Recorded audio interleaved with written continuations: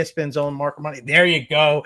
You know who he is, and now you know why he is here. Say hello to the bad guy himself. Mark, what's going on, buddy? How are you?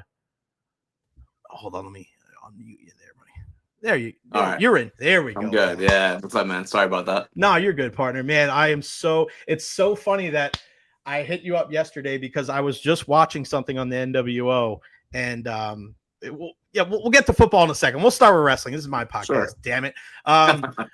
Just like the NWO, even to this day, I think I saw an NWO shirt yesterday from guy walking around, and I'm just like, it's amazing that something in wrestling and something that you and I grew up watching and loving is still a huge part of pop culture. How did you get to the point where somebody comes to you and says, hey, let's write a book on one of the biggest and I think it's the biggest storyline in wrestling history?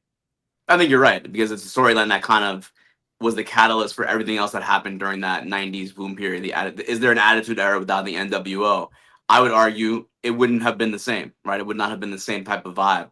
How did I end up doing this? Well, I think I told you the story before, Jay, about how, I was covering the UFC and pro wrestling for ESPN, and I got an email one random day. I'm in Houston covering a UFC show, and I get an email from someone who says they're an editor from Simon & Schuster, and they're asking me if I want to write a book by the NWO. And I'm thinking to myself, okay, well, this is BS. There's no way this is real. I'm like, this is like a phishing scam. I'm gonna give my password away or something, and I'm gonna get doxxed and scammed.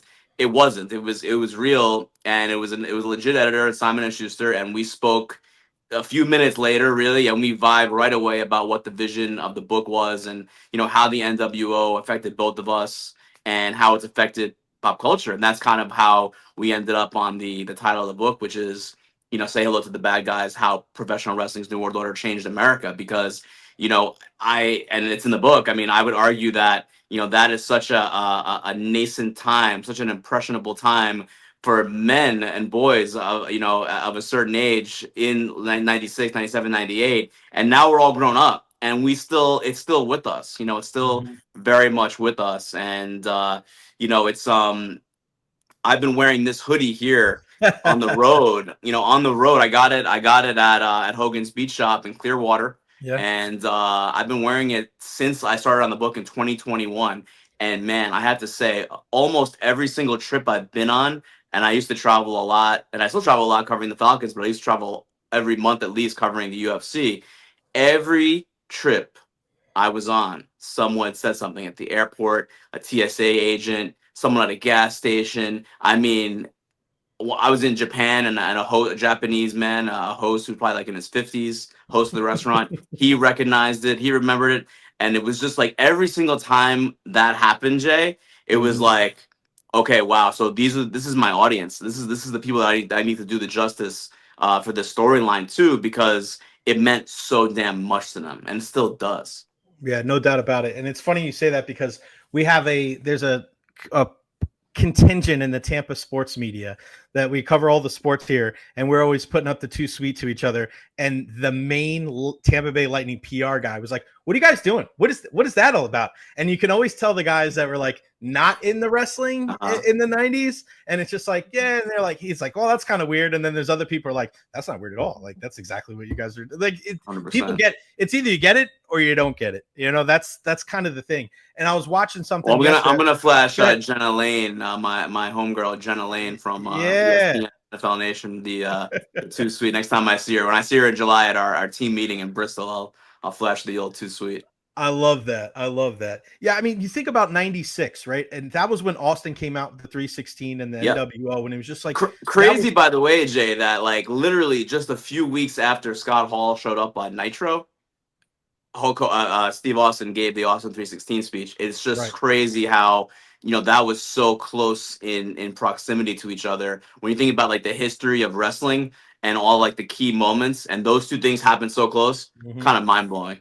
So when you go to write this story, what's your initial approach to it? Because you start, like me looking from the outside, it's like, all right, well, Yeah. obviously, unfortunately, Scott Hall's not here with us anymore. Do you Mhm. start thinking in your head, like, I got to get with Hogan, I got to get with Nash, I Mhm. got to get with Waltman, I got to get with those guys? Do you start thinking Bischoff? Like, where Yes. does your mind go when you talked about Simon Schuster, that next step?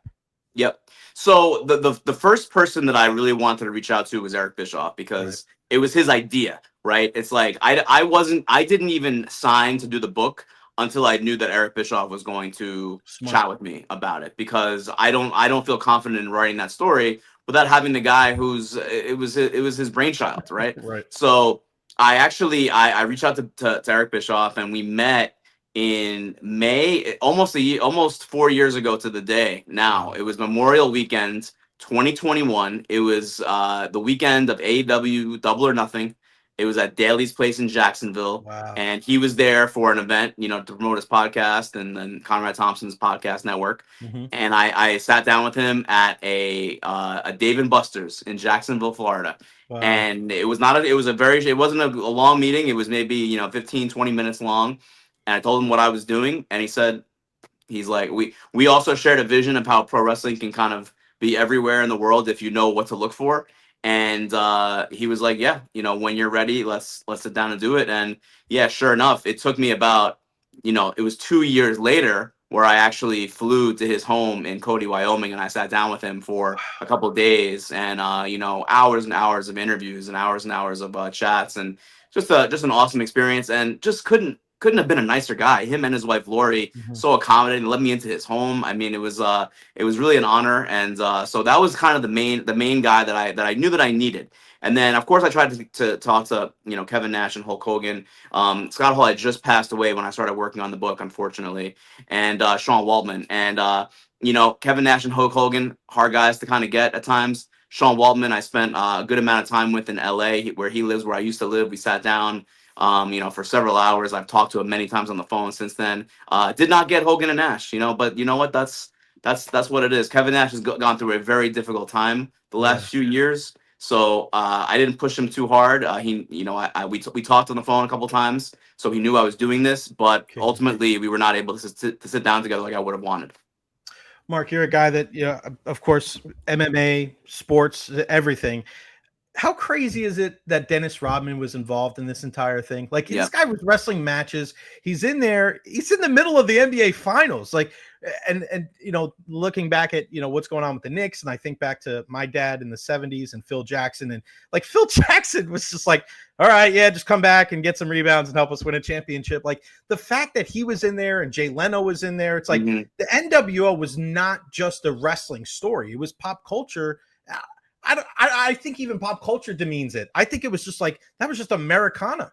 It was, and it was in '98, and WCW and the WWF for the Attitude Era were in every magazine, Time magazine, front page of TV Guide, which now in 2025, I don't think kids know what TV Guide was, but it was probably the most widely circulated magazine in the country, You right? wanted that And cover. You wanted that yeah. cover. Yep. And wrestling was on the cover of it regularly. Every possible trade magazine. Your Hollywood Reporters, your Mhm. Varieties, everything. The New York Times was writing about wrestling. Like I actually sat down in Atlanta with Alan Sharp, who was the PR director of WCW back in the '90s, and he still has a bin of all of the press that WCW got from '96 to 99, 2000, and he brought it to me, and it was just amazing looking through all of like the Goldberg features and the Hulk Hogan and the Wolfpack and all these guys, and it was really cool. But yeah, it 100%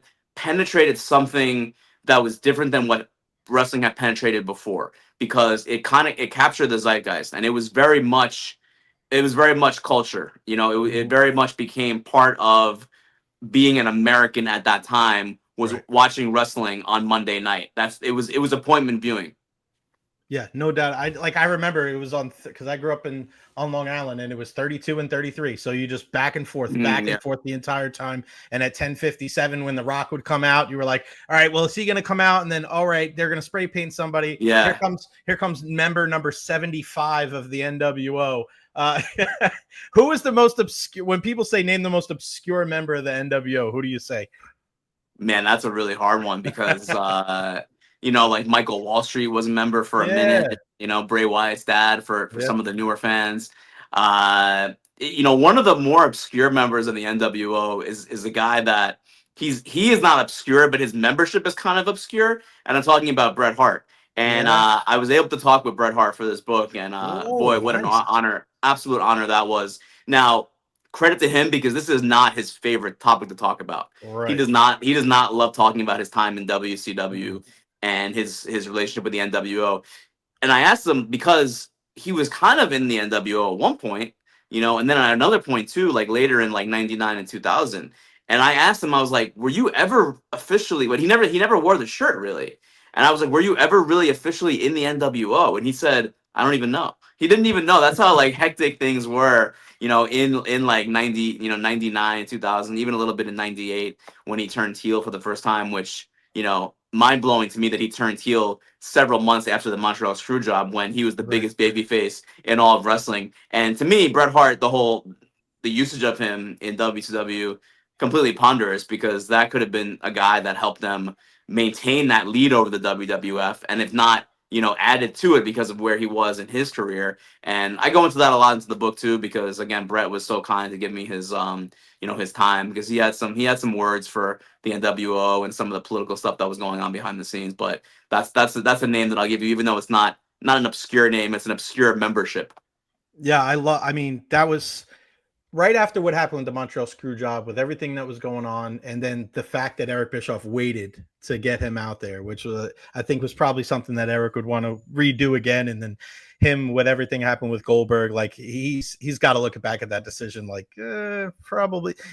Hindsight's always 2020. I thought you were gonna say Horace or the disciple or something like Are you that. sure, one of those guys, Big Bubba, Big Ray Bubba, Trailer oh, was in rest there in for a peace, minute, rest in like peace.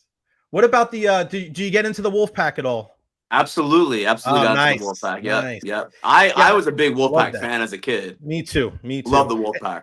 I just saw something in Kevin Nash said it was on one of the A&E specials about how we didn't have enough baby faces, so what we did was we splintered the heel group and we became the baby faces Hmm. within the heel group. And I go, man, I never heard it like described like that. And of course, we know the finger poke of doom at the end, how that just kind of like the big air out of the balloon. But during that time, Mark, that wolf pack, when you had Sting there, the big Hmm. turn there when he, I'll never forget the giant jumping up and down. That was so crazy to see a big man get so excited. But the wolf pack within itself was freaking badass in its time. Agreed. I was a big Wolfpack fan, and honestly, like a lot of meat left on the bone with the Wolfpack. I don't feel like Yeah. they did enough because, and you guys will read in the book, but there was so much tension backstage between Hogan and Nash, and Hogan Nash with Hall obviously on Nash's side. And yeah, I mean, I'm sure one of the reasons was because they wanted better baby faces to battle, Hollywood Hogan's NWO, but honestly, like it was also very political. The splitting of the two groups because Hogan and Nash were not coexisting right at that time period.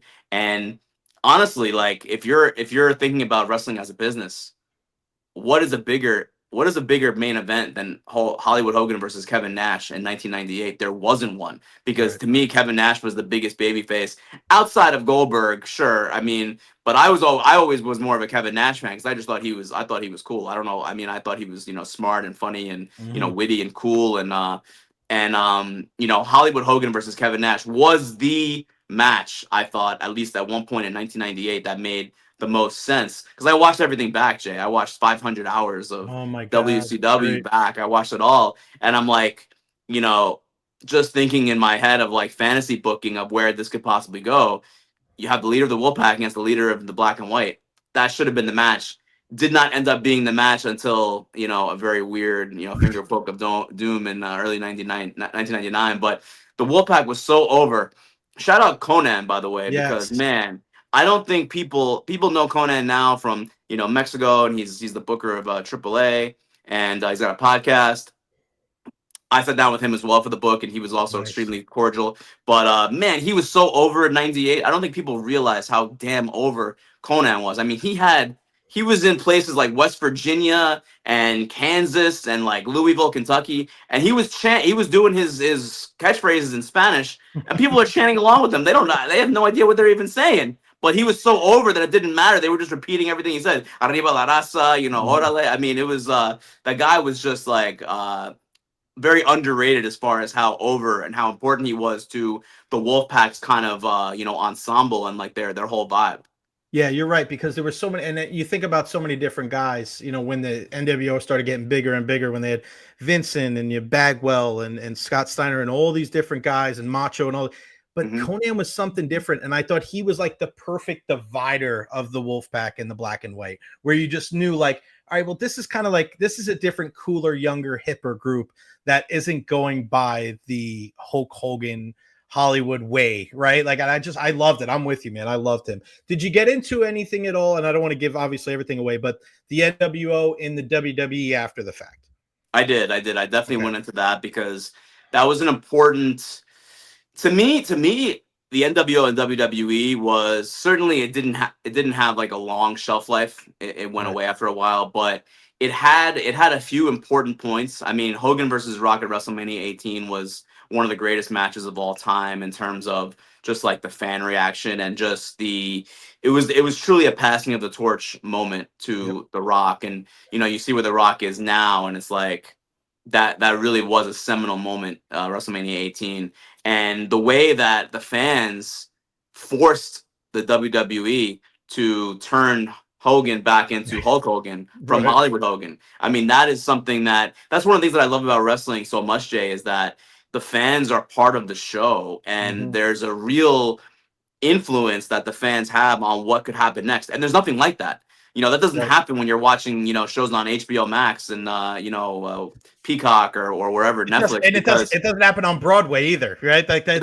Right. So it's like you're watching the show, and whatever's going to happen is going to happen. You're watching on Netflix, and that's already been taped. They already have their whole storyline. But wrestling, you can tweak the storyline. You can tweak where things are going based on the crowd reaction, and that I think makes wrestling the most unique art there is, because there is that real-time feedback. There's nothing else like that. So I lost my train of thought a little bit, but basically that was them going to WWE and listening to the fans and turning Hogan back babyface was I thought an awesome moment. And then the fact that they were working for Vince McMahon, I thought was incredibly ironic, because that was the original storyline of them in WCW. They're coming down from the WWE, right? And they're invading, and then they end up working for Vince McMahon in storyline too. So it was almost like, art imitating life, imitating art. It was like it was very meta. And so was their NWO. So was the induction into the WWE Hall of Fame when they went into the WWE Hall of Fame, because it was like the whole storyline was them working for WWE, and then they end up in the WWE Hall of Fame. So maybe it was real all along, Jay. Maybe they really were invading from Vince. Come on. And they asked them the question too: do you work for the WWF? No. Like, oh, maybe you do. But you're right. The poison, right? I always remember that, the poison of the NWO. A lethal dose of poison. And I love what you just said about when you're talking about like the art form, because that's where, again, I asked this question to Pat McAfee years ago before he was Pat McAfee. I go, what is it about like wrestling? He goes, Jay, you're from Tampa. And I go, yeah. He's like, it's a wrestling city. He's like, people are either going to get it or they don't get it. He's like, lucky you live in Tampa. There's a lot more people that get it than don't get it. But you're right. Like, I remember watching WrestleMania and just going into this match going, Hogan's the heel, Rock's the babyface. And then you just felt that there was something different going on. And the fans were like, not a chance in hell are we booing Hulk Hogan. Not a chance. And the fact that, and listen, people can get on The Rock and Hogan and say there's other in-ring performers. They're not Shawn Michaels. They're not this guy, whatever. Regardless, the fact that those two guys had the wherewithal to be like, wait a second. We got to flip this script and we got to go with what these guys, and The Rock playing the heel. And the fact that it ended like, and I don't know if you agree with this or not, but I feel like the fans kind of appreciated that they didn't just say, we're going to go this way, we're going to continue to do this. Like, I feel like there was a reciprocation from the fan base going like, hey, we know, because the fans aren't dumb. They're in on the gag. But the fact that the fans were able to watch it and be like, hey, we know this is what you guys are planning to do, but you listen to us. I think that's what made the match and the way that it ended and the way that the storyline kind of progressed, where he ended up turning. Like, I think that's the payoff was worth it.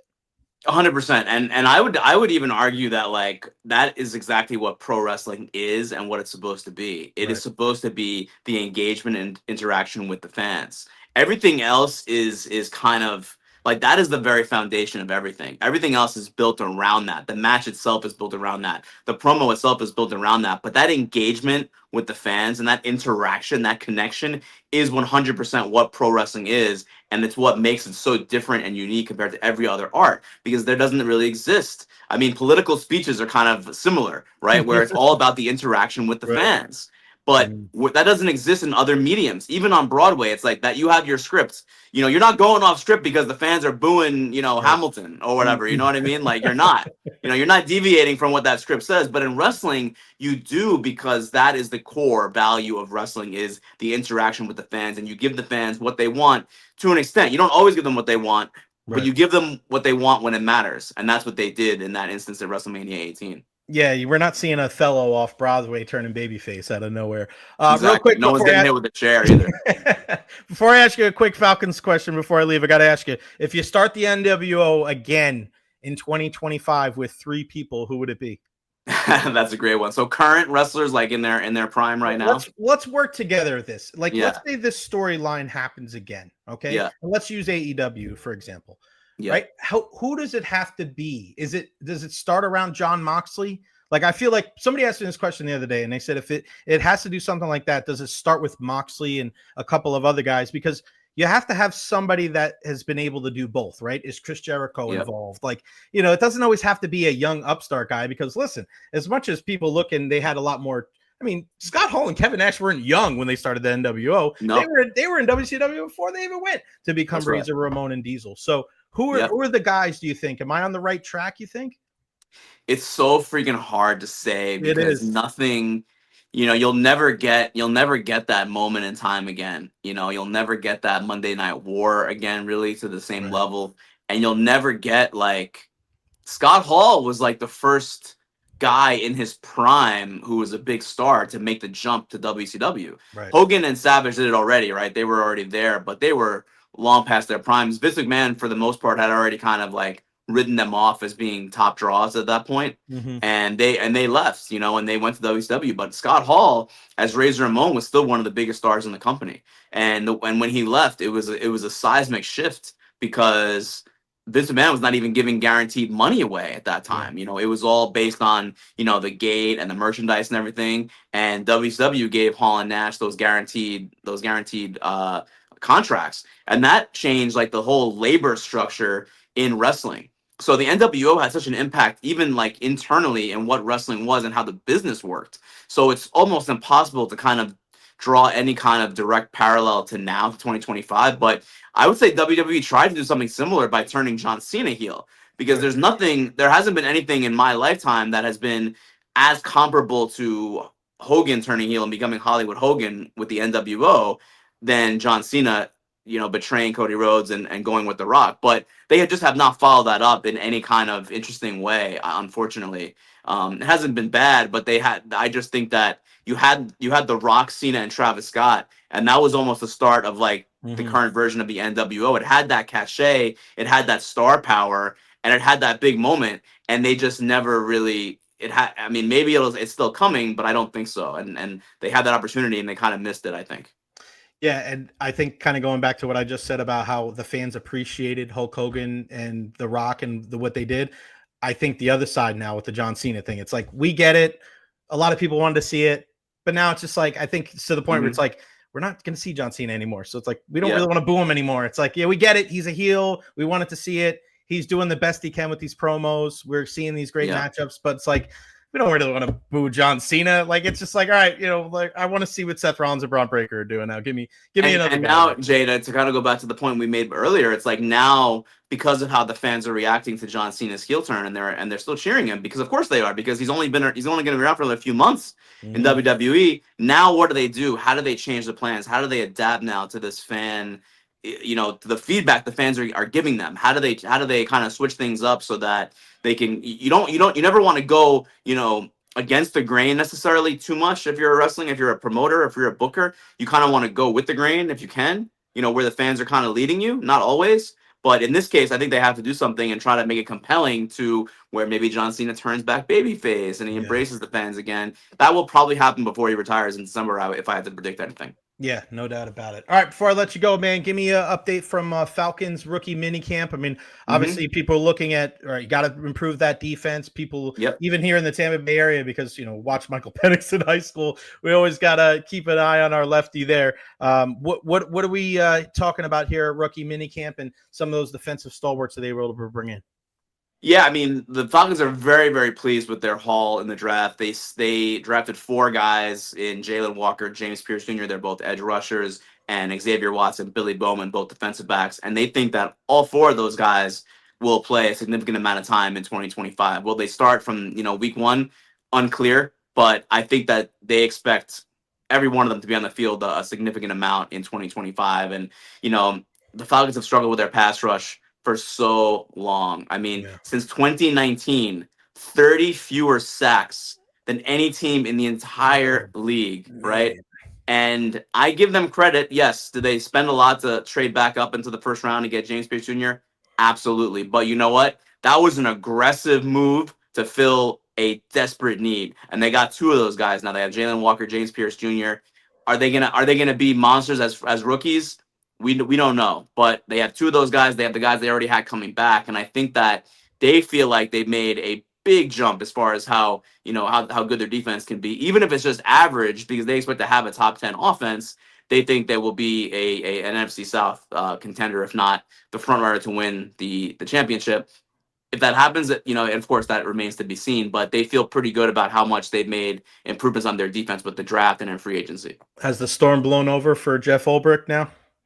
Yeah, I mean, I think so. It's just kind of if you're Jeff Ulbrich, it's like, what can you really do better in that situation? Maybe you don't leave your iPad open, but man, you're home. It's like if you're not safe in your own home from a data leak, that's got to be that's a violation. That's not a good feeling, right?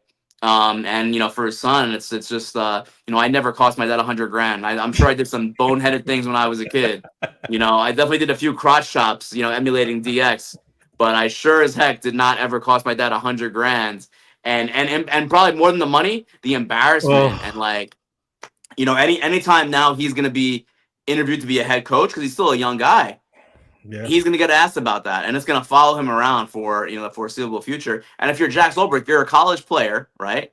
You're probably never gonna make the league, but your dad is an esteemed coach, so you're probably gonna be a coach one day if that's what you want to do. Well, guess what? Now all of that, now it's gonna be under the microscope. So he's a kid. He's 21. I know he's an adult, but he's a kid. I mean, I think we all did dumb things when we were 21, right, Jay? I'm sure he regrets it a lot, but yeah, just not a good look on that part. An unfortunate situation kind of around the board there. Yeah, he's going to have to wear that one for sure. Say hello to the bad guys. How professional wrestling's new world order changed America. Mark, let everybody know how you can get this book, man, because I can't wait to read it.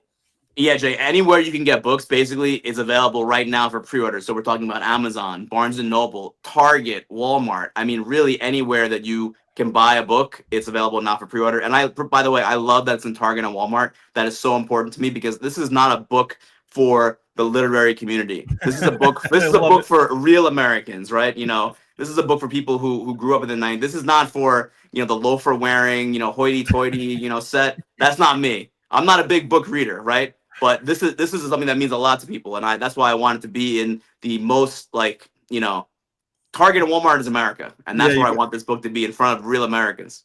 I love that. Target and Walmart is America. So is the NWO. So is Mark. ESPN Marc Raimondi. You are the best, my friend. Thank you so much. Continued success. I will continue to promote this book to the high heavens. And I'm not a big reader, but this is one of those I will read cover to cover. I appreciate your time, buddy. I'll see you soon. Thank you. Thank you, sir. Appreciate it, Jay. You got it, man.